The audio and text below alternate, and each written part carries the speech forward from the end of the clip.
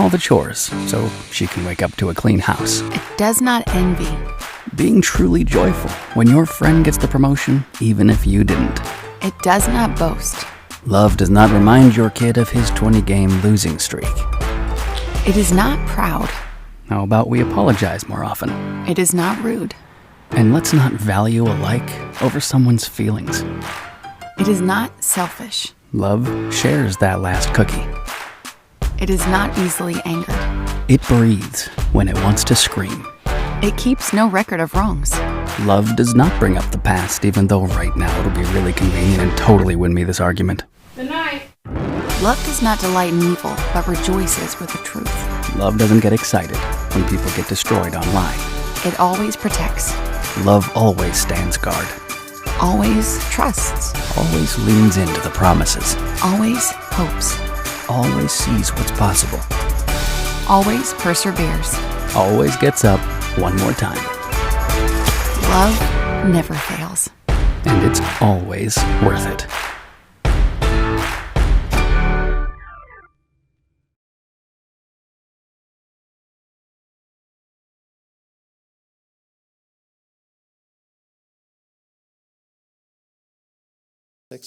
So, what do you think of that picture? She says, I look like a poodle.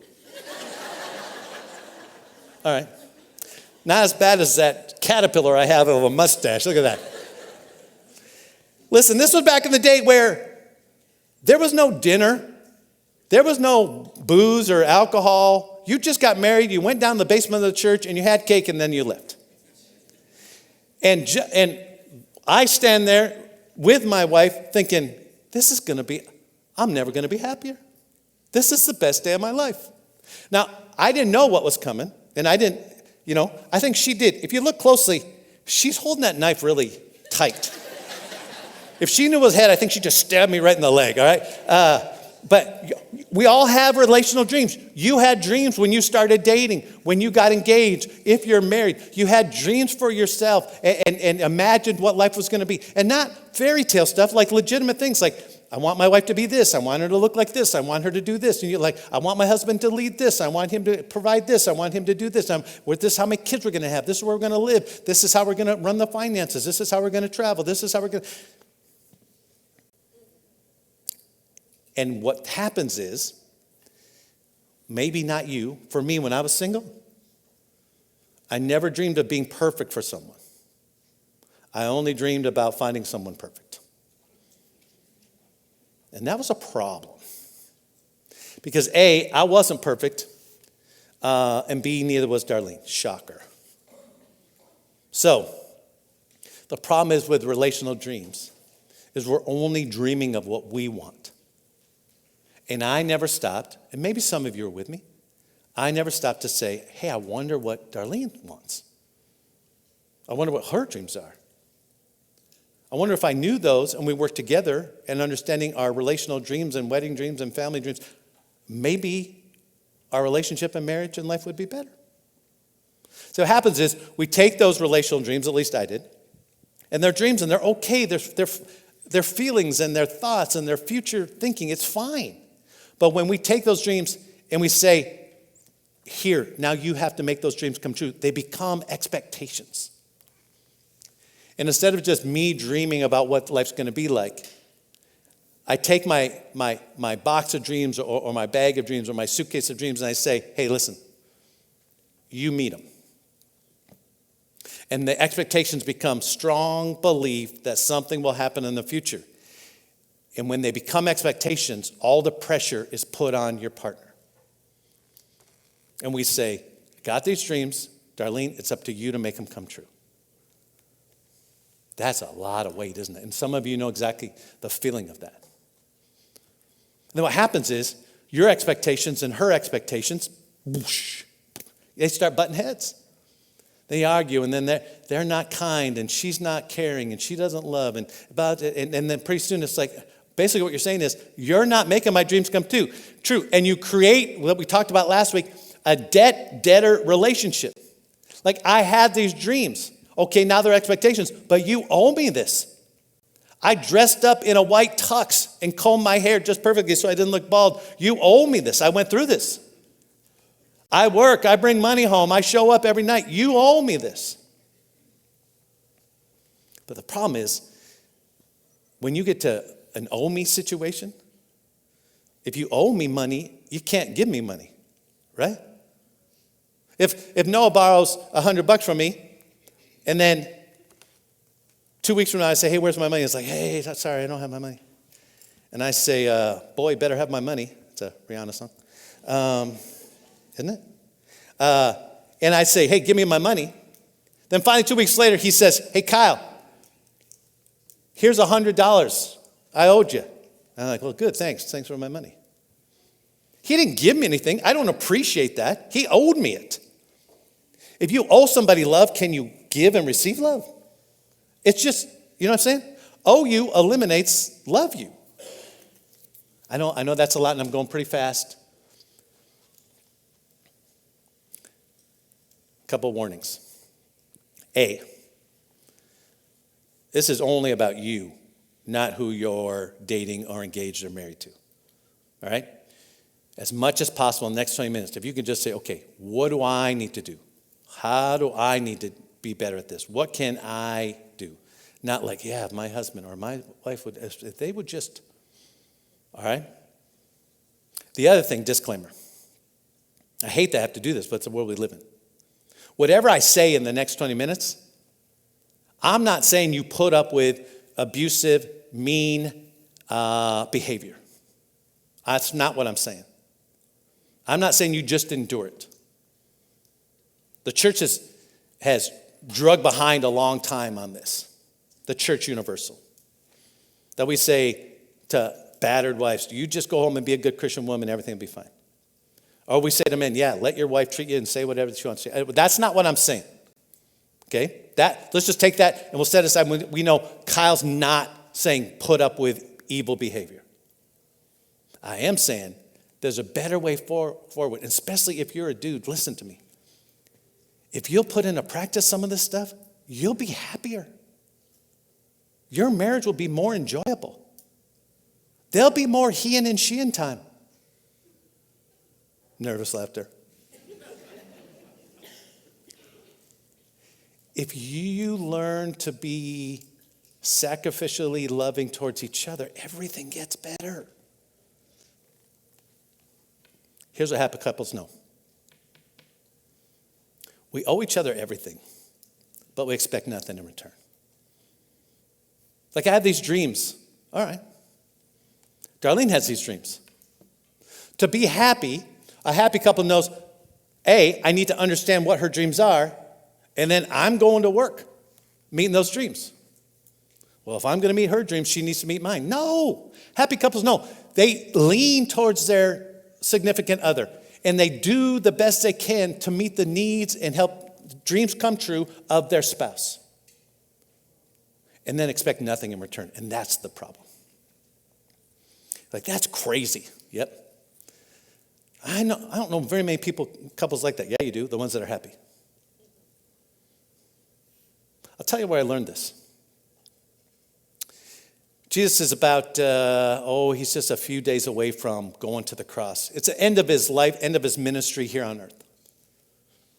And he's getting ready to go to the cross, and he pulls together his 12 buddies, the guys that spent the most time with him. And he says, hey, y'all, I got a new commandment. And they're like, wait a minute. We know the commandments. There's 620 of them, and Moses gave us some, and then we've added on as a religion to the ones that we thought would be best. We know the commandments. And as these 12 guys sat around the table with Jesus, they were good Jewish boys, raised in good Jewish homes, in religious education, and they should have been offended as Jewish listeners. Because only God gives commands. Who's this guy? And this was a moment where they thought, wait a minute, this Jesus is really different than other messiahs, other leaders, other rabbis that we've seen. And he says, I got something new for you. Now I'm giving you a new commandment. Love each other. And they're like, well, that's not new. And Jesus is probably like, well, I'm not through. No, that's not new. You've heard you to love each other. But watch this. He says, I'm giving you a new commandment, love each other as I have loved you. Well, that's different. The way that I've loved you, you should love each other. And in just a few short hours, he's going to give up his life for their benefit. And so most of us sitting out here like, wow, if you understand that, that's a high calling of love. And then we like, yeah, that's a Jesus love, that's a God love, that's not a me love. Yeah, it is.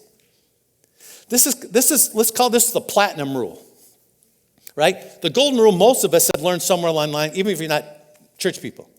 Treat others the way you want to be treated. That's the golden rule. The platinum rule is treat others the way Jesus has treated you.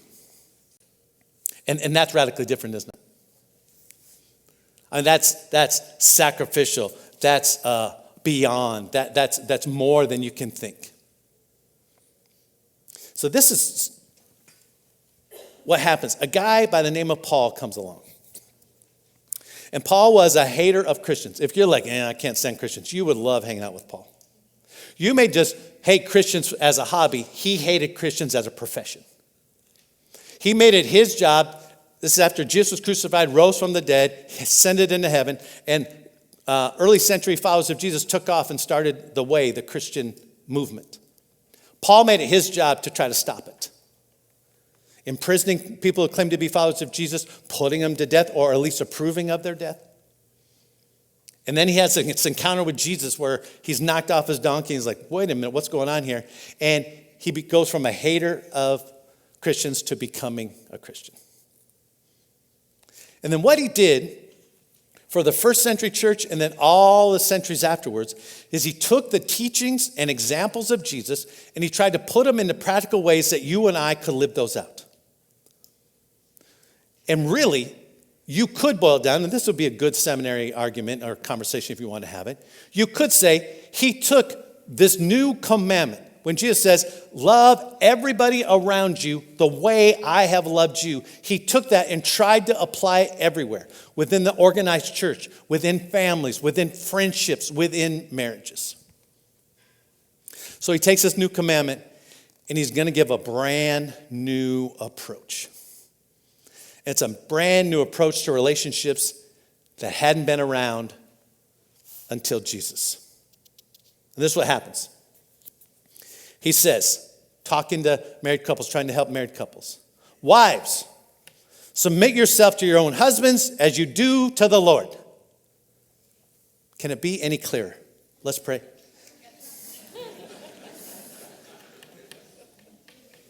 Come on. Some of you sitting here, some of you listening, Brewster, that's why you hate church. That's why you hate Christianity. You bumped into people who said, wives, women, you're inferior. You're less than. And the Bible backs me up on this. So shut up, submit, and do your duty.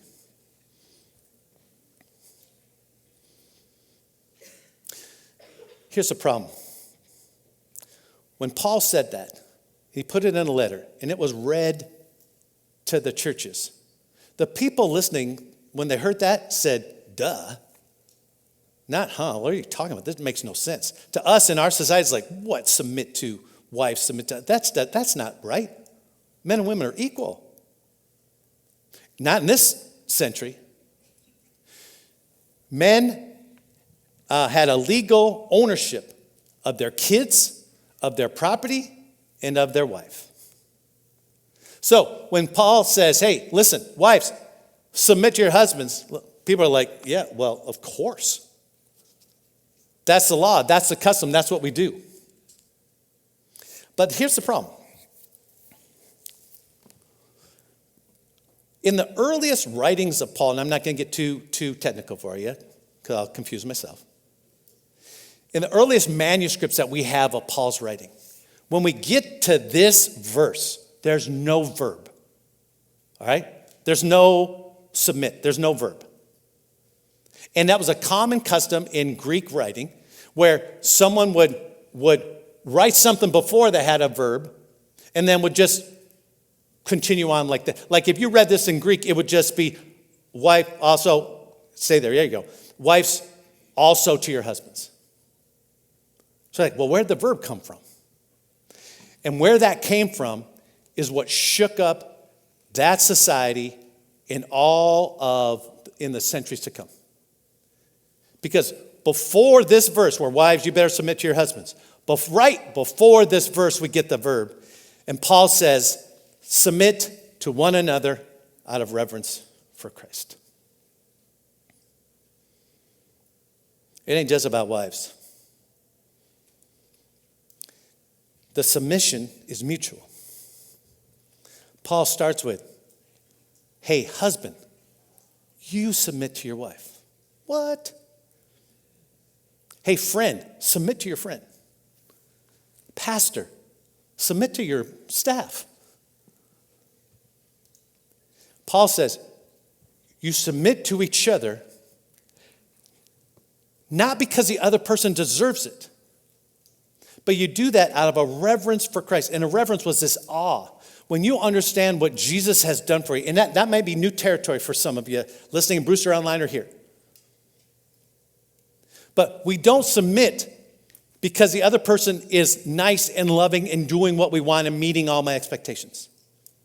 We submit because I understand, man, Jesus, what you did for me, I can never repay. I am so overwhelmingly grateful. And when I understand what you've done, and then you ask me to attempt to love people as you love me, of course I'm going to do that. I'm overwhelmed by your goodness. I am in awe. I have reverence for you. I'm not in awe of you. I'm in awe of Jesus, which makes me motivated to submit. Hold on, I'm not done. The submission is mutual. So, when it comes around, he starts with something that everyone can understand. Hey, wives, submit to your husband. And they're like, yeah, okay, we got that. We've been attempting to do that. And I did some research because you wives are like, okay, of all the husbands out there, what's the percentage of husbands that deserve to be submitted to? I did some research. What's the percentage of husbands that don't deserve submission? 100%. Like, hey, wait a minute, I'm a husband. Yeah, you don't deserve to be submitted to. Neither do I. You're not perfect. You're not Jesus. You haven't earned that. But he's not done. Wives, submit to your husband. Why? Because of what Jesus has done for you. Husbands, love your wives. All right. But he ain't done. Love your wife just as Christ loved the church and gave himself up for her. Like, what? This is a mutual submission. It's you deferring to meet the needs of your partner, not based on their goodness, but based on the goodness of God in your life. Equating men and women on equal levels was scandalous.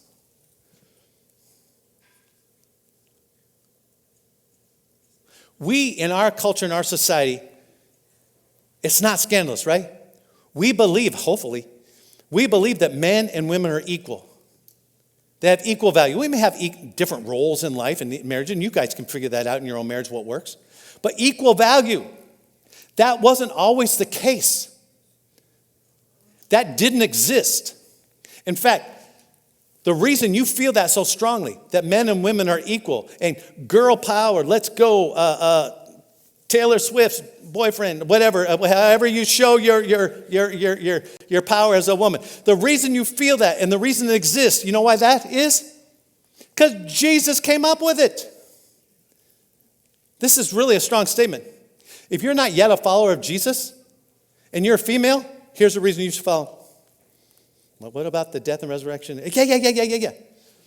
But he elevated the position of women when no one else would. I think you should consider, at least investigate who Jesus is because of how he elevated women. Women flocked to him. He understood the equality and worth of men and women. And especially this passage, Paul pulls it out. Rome and religion declared women property. Jesus declares you precious.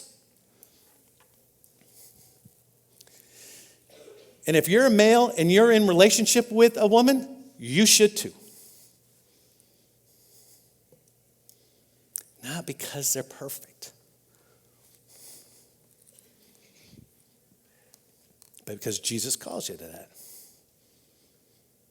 All right, so we got to turn for home here. What do you do with your dreams and expectations? Like when you stand there on your wedding day, or you're like, I wish my husband, or I wish my wife. What do you do with that? We just answer the question. What does my partner owe me? And the answer is nothing. You can still feel them. You can still dream. But you can't lead with you. Submit to one another out of reverence for Christ. A Jesus-based marriage. I'll even go more detailed. A successful, happy marriage is a submission competition. It's a race to the back of the line. Trying to outserve each other. Trying to outmeet the needs of each other. Let me give you 3 next steps. These are super practical, I hope. Okay, let's just jump to the first next step. We're going quickly today, thank you. But the next steps we have on the blue card, I do a blue card blurb every single week because they're super important. Thank you, ladies, for coming. Maybe go and see a boyfriend. Call me, text me. Catch me on the gram. Lainey, will you tell those girls to come back, please? I think they're going to help serve soup. Sorry, Brewster. Listen, here's the next step. All the next steps are on the blue card. We use the blue card for lots of stuff. Please communicate with us. We do prayer requests. It's super important. Sorry that I have to hurry. First step, ask your partner, what are your relational dreams? Like you may, I don't know what their dreams are. Well, then ask. All right? And then stop talking. Okay? Just say, hey, I'm just wondering, when we got married, or as you think about our marriage or our life together, what are your dreams for us? Now, if you're here and you do that, someone's going to say, you're just doing that because Kyle said so. Yes, yes. And if your partner takes a step towards you that way, accept it. Don't say stupid stuff back. So I'm wondering, what are your relational dreams for us as a family or whatever? What are your relational? And then stop talking. Men, if you say that to your wives, they may faint. They're like, who are you? And what have you been drinking? I mean, you may throw them off. All right? Women, when you ask your husband, your partner, hey, tell me about your relational dreams. You know what they're going to say? Nothing. You know why? A, they're scared to death to talk about it. Or B, they don't know. They've never stopped to think about it themselves.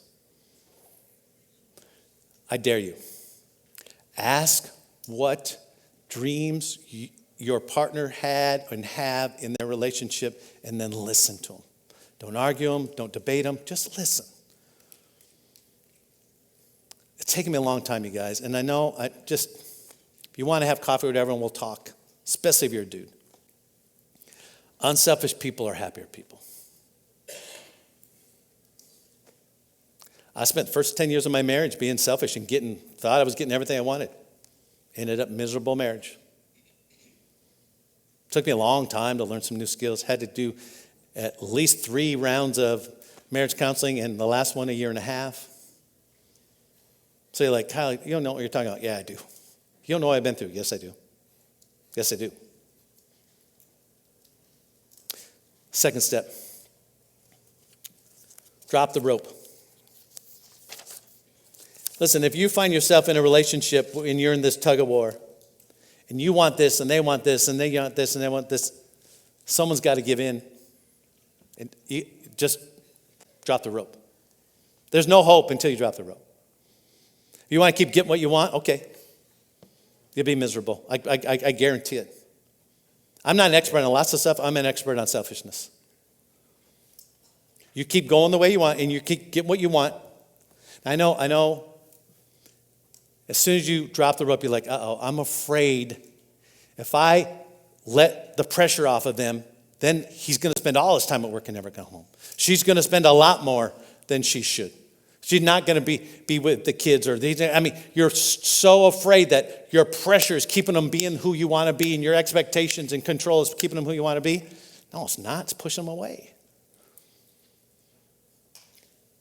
When you drop the rope, there may be a faith issue here when you say, okay, God, I'm trusting you to meet my needs instead of me demanding them. Now you're on your way to a happy relationship, because happy couples know when you serve the other person first without demanding anything in return, that's when your relationship gets fantastic. And finally,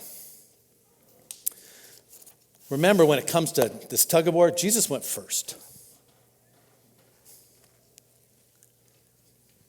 Like, Jesus was God Almighty, the Son of God on earth. He said he showed up to be a servant. He showed up to be a sacrifice. And maybe that's where you want to start first. If you're like here and you're like, I don't understand a lot of this religion stuff, and I don't understand when you talk about God and Jesus, maybe you start with understanding who Jesus is, and that God so loved you that he sacrificed his own son. And when you understand what Jesus has done for you, and you invite Jesus into your life and to be a part of your life, you have a new sense of purpose, a new set of strength, and a new guidance that you didn't have before. And maybe you have to start there. Or if you've been a follower of Jesus a long time, maybe you have to stop and say, wait a minute.